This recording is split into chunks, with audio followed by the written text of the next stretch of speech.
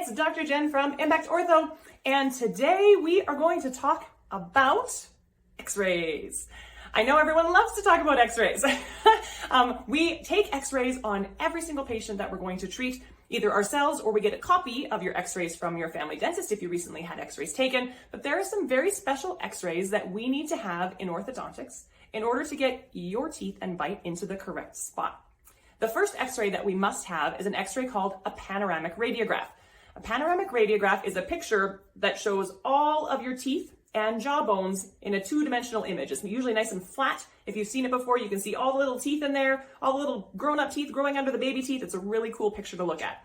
We're looking at that x-ray in kids as young as 5 all the way up to our adults because we're checking for number of teeth present. So do you have all the teeth you need? How does the health of the bone look around all of those teeth? Do we see anything in the bone that shouldn't be there?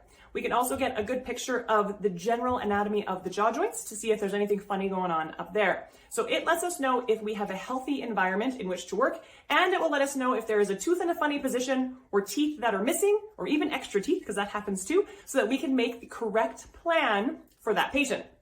The second type of x-ray we take is called a cephalometric x-ray, and that x-ray is from the side of the face this way. And it shows us how the jaw bones are growing. It lets us see your skeleton in relation to your entire face and your neck. We take that x-ray also to check to make sure that bones look healthy, but it lets us see the position of the top jaw and bottom jaw in space relative to one another. As an example, if someone had an underbite, their lower jaw is usually quite a bit in front of their upper jaw. That x-ray shows us very well if that is a bone problem, a tooth problem, or a combination of those. But in an underbite, what could also happen, so you could have a really big lower jaw, but you could also just have a really small upper jaw. And the way we treat those are completely different, because if we have a teeny tiny upper jaw, we need to make it bigger. If we have a gigantic lower jaw, we need to make it smaller or change its position. So it is very important that we know how the face and body is put together, as well as everything surrounding the teeth, so we can make the appropriate plan.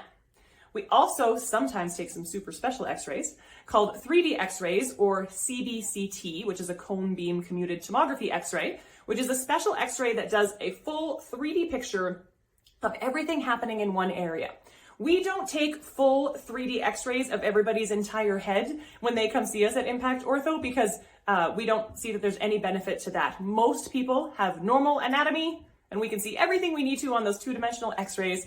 And when you take a three-dimensional x-ray, we have to use more radiation or a higher radiation dose than for those flat or two-dimensional x-rays. So Dr. Dena and I only recommend 3D x-rays when needed, and I'll explain when we need them, and only for the area that it's required. So the x-ray machine that we have in our office will let us take just a 3D x-ray of 1 or 2 teeth, or we can take a 3D x-ray of a whole jaw, or we can take a 3D x-ray of both jaws. And we will take those three-dimensional x-rays most often if we need to figure out what is happening with the positions of teeth. As an example, upper canine teeth, these guys on the corner, they often will get stuck because they end up taking a funny path to come into the mouth. We call it impacted. And if one of those teeth ends up behind your 2 front teeth, so we took one of those two-dimensional panoramic x-rays and we could see that it's over here in a place it's not supposed to be, then we'll take a 3D x-ray of that tooth in that area to see how it is positioned in relation to the other teeth that it's around. It will let us know if it's pushed right up against the other teeth, or if there's a little bit of space, or even if it's caused some damage to the other teeth in that area. So we will take 3D x-rays most often if we're trying to identify what is happening between 2 teeth. And every once in a while, we'll also take it if it looks like a tooth is not forming normally. We'll take a 3D picture to see if that tooth looks like it's going to have a regular root on it, or it might be a tooth that is lost. These 3D x-rays are often also taken very commonly by our colleagues, the oral surgeons, for people who need things like jaw surgery, or sometimes to get their wisdom teeth out if the position looks complicated, and they do it for the same reason we do. That 3D x-ray gives them a whole bunch of additional information for them to do whatever it is that they need to do so they have the best plan possible. If we are going to send you to see an oral surgeon, we'll just let them take that 3D x-ray because they know exactly what they want to look for in order for them to do what they want to do. But we'll take a 3D x-ray if it's needed. So now you know why we take all the x-rays that we take in an orthodontic office. More knowledge for you. Have a good day. Bye-bye.